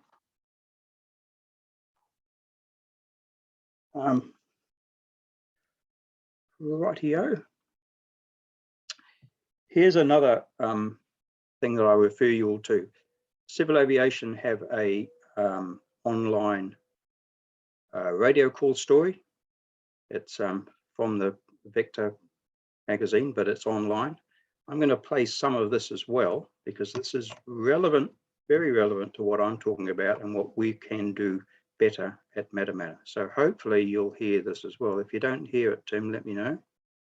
So I'll just play a few sections. I'm going to sort of skip through it a bit, but by all means, everyone should go and listen to the whole 10 or 15 minutes of it. Yankee Delta Golf has established early downwind 29. Copy the joining traffic and the lorry traffic. Many pilots are guilty of making, at some time, a radio call that's hard to understand. One of the main reasons is the speed of their delivery. Bring your Charlie Foxtrot Mike about 2 west, 1,700 feet. I'll join overhead for the mid-downwind 07. I'm Pen Mackay and this is Vector Online. In this audio article called Slow Down Those Radio Calls, we're talking about the link between radio telephony practice and aviation safety. Your traffic, Tango Lima Romeo is Springbank 1100 and at this stage joining straight into 07. A uniform Delta X-ray at holding point 07. What's your intentions, please? Radio calls are arguably second only to lookout in the critical basics of safe flying. Yet complaints are widespread among pilots about the poor delivery of some of their fellow pilots' calls. A private pilot with 1,600 hours flying, CAA Medical Officer Dr. Claude Preitner, says a radio call, well done, is fundamental to safety. It is critical for position reporting to be clear and easy to understand by other traffic. If not understood by others, reporting only creates confusion, contributes to radio clutter, and gives a full sense of security for the person who is making the reporting position, because they will be believing that the other traffic could be aware of their own position when they are not, because they have not understood. So why do some pilots? I'm just going to skip it on a little bit here and go to the next bit, somewhere about there. So it's almost like radio calls are being done as a transmit and forget. I've done my job, I've done my position report, tick, checklist done, rather than a tool to actually communicate between pilots. And from talking to other examiners, they sort of found the same sort of thing. CAA Aviation Safety Advisor Carlton Campbell says it shows some pilots are out of touch with the reason radio calls are made. Really what they should be doing is remembering when they are in the listening position, the information that they need to help their decision making and their sequencing of traffic is what should be conveyed.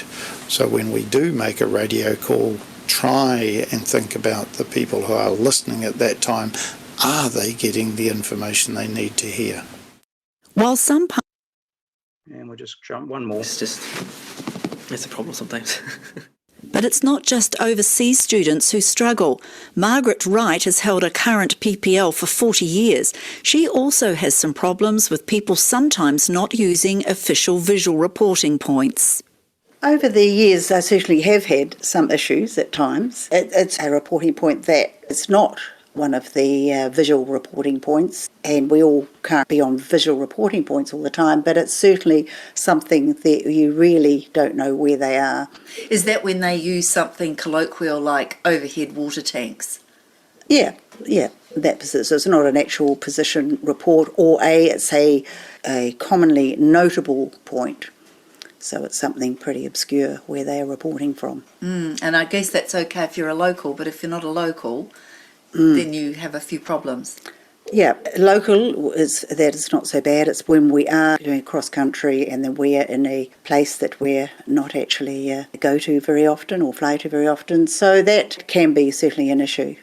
CAA investigator Jason Frost-Evans points to the link between safety, or a lack of it, and how Māori place names are sometimes... We'll just jump a little bit on this last one and then... You won't know what they're talking about. Another frustration some pilots have with their mates in the sky are those who transmit to think. Wellington Aero Club's Amy Dreverman tries to run through what she wants to say in her head before making the actual call, something Massey student Shagan Sharma also practices. I plan a structure in my head before I say it, and it's basically like where I am, what I'm doing, and what I intend to do. And if some clearance, read back the clearance, then what I intend to do. If you keep that in mind, you should be fine. Matt Earle from Nelson Aviation College agrees it's a good practice. Practice the call in your head a couple of times or out loud once or something before pressing the button and transmitting. Ultimately, though, we are only human and sometimes you do accidentally treat it as a push to think, so you're never really going to be perfect, but if people can, and if it does happen that you can practice the call first, make it nice and concise, press that button, and then articulate clearly, and you get a perfect radio call. Okay, I won't go any further. I'll see if we can get rid of this. How do I get out of it? How do I get out of this? There. Does that come back to the slide, Tim? Yep. Okay. So I won't go over all that again, but yeah, good stuff, easy to understand. And if you listen to those calls recall those calls I made of what we do, and if you listen to a lot of stuff on the caravan, sometimes you think, what is going on out there? Right, here's a summary, people, before we wrap things up for the season, and then we can all go and get vaccinated. Flying gliders, we are always glider flying as opposed to power flying. We're constantly assessing what we're doing, and we're making decisions about where to find lift, where to fly, how far we can go with a certain height, all that sort of stuff. So the concentration on primary flying increases markedly once we get close to the ground. And that primary thinking often overrides the thinking about others. We're concentrating on what we're doing, which is the right thing to do. Key thing is to make sure that you are still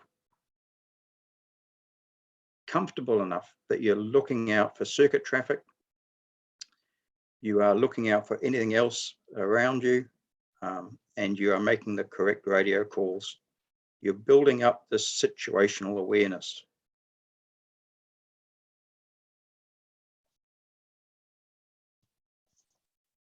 Remember, well, we don't have to remind you, we do it all for fun. We're not, you know, when this is not a professional game. This is all, we are all having fun doing this stuff. And it's so much more fun when we do things correctly. And a good lookout and listening to create that mental picture is so important. If we lose it, things become stressful, difficult, and no more are they fun. So when you get it right, it's so good. That is my safety blurb for this year. So let's hope we all have, or you all have, a safe, happy season. We get vaccinated, get out of COVID. And any other questions and discussion for the year?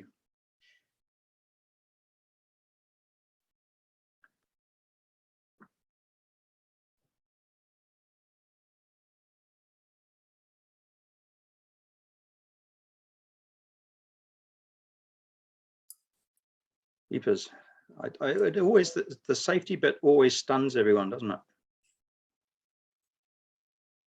That was good, Bob. How are you going to get lunch to us all? It's now, you have to go and get your own lunch now. Yeah, no, sorry about that. There are free lunches at the vaccination centres. Well, that's true. Free barbecues and stuff, isn't there? Yep. Well, I'm just wondering how we go, instructors flying with students who may be unvaccinated. I guess, yeah, it's kind of a difficult one. Okay, I'll come up with a presidential bit from that. That's your choice, and you can feel free to ask another club member whether or not they are vaccinated. And people should disclose if they are medically exempt or have some exemption from it, which should be official. And then you can decline to fly with them.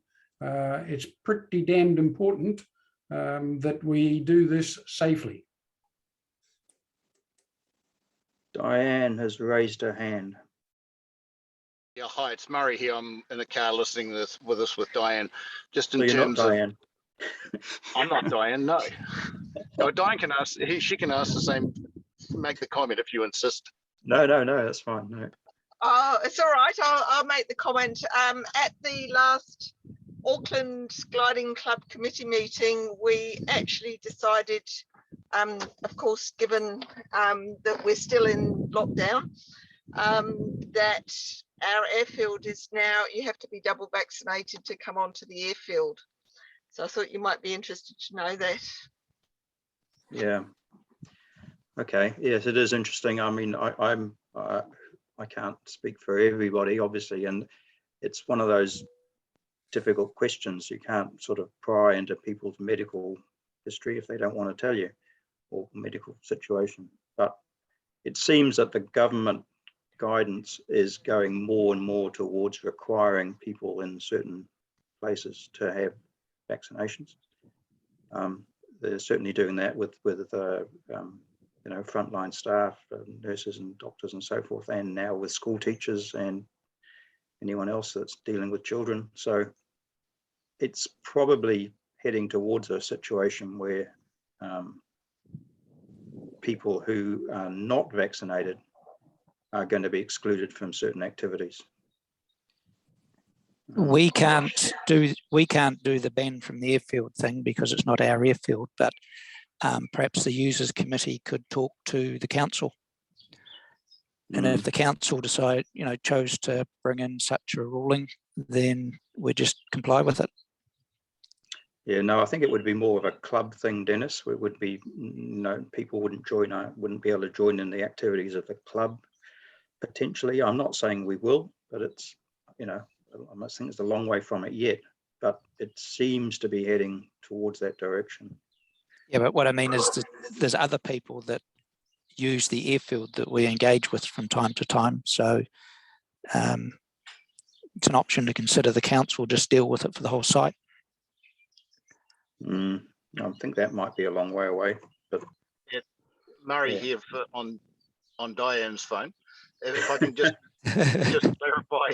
just clarify, we didn't actually say that you can't come onto the field if you're not vaccinated. What we have said is that any club activity, whether it be a day's flying, a social event, a seminar, a working bee, this is when we go to level 2.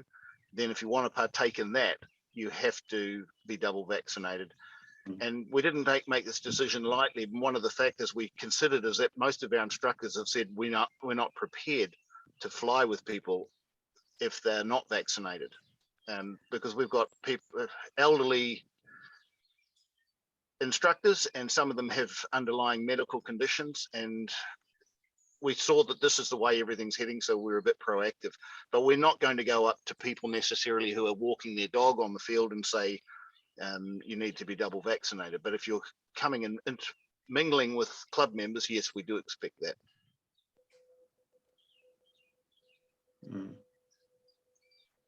I guess it would be easier once people get this passport arrangement or whatever it is that the government's thinking about doing. So that you can actually download your vaccination record from My Health. It was available from yesterday. So my COVID record. Yes, my COVID record. Your My Health record has it as well, and it's had it for quite a while. Yeah, and if you subscribe to Health 365, you can get it from there as well. Yeah. Okay. Yes, I think the point is that we could simply elect a policy within the club, couldn't we? And then require people to present their, and I think everyone that's currently vaccinated is issued a card that demonstrates that. Yep. Okay, well, that's something for the club to consider. I think the club executive, rather than. But I mean, I guess we could ask for feeling. What's a feeling of the whole membership? I mean, is there anyone against that, or is it? May I submit that the demographics of the Piako Club and most of the other clubs in New Zealand would argue very strongly for anyone interacting with us who is not already part of our club bubble to be double vaccinated, because otherwise there is a significant health risk to most of us within the community. Yeah, I guess my comment would be that I think if you're proceeding down those routes, then the club will need to do a health and safety risk assessment. And I certainly think that health and safety risk is pretty high for activities inside a plane. How much further you go, I think would be up to the health and safety risk assessment itself.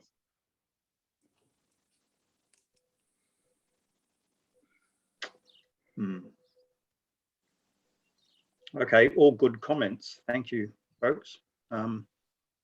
There's something for the committee to mull over, I'd suggest. Question, Bob. Go on, Ralph. Just talking about visitors and COVID and all the rest of it, at what level are we going to determine when visitors will be re-allowed?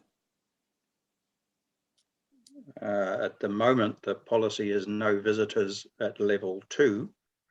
At level 1, we were back to doing visitors and trial flights. So we're going to have to wait till level 1 full stop. Yep, that's the policy at the moment. bearing in mind that apparently we're about to change to a red, amber and green traffic light system next week, we'll have to wait and see what that looks like and how it gets rolled out to determine who fits within what category.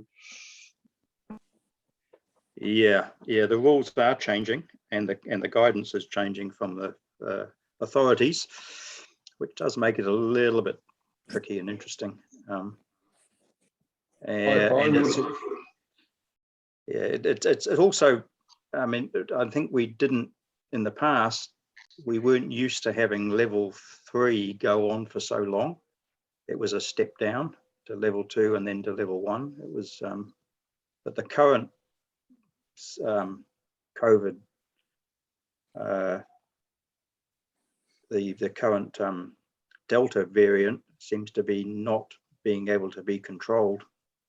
And so they're obviously hovering around level 3, trying not to go back to level 4 to deal with it.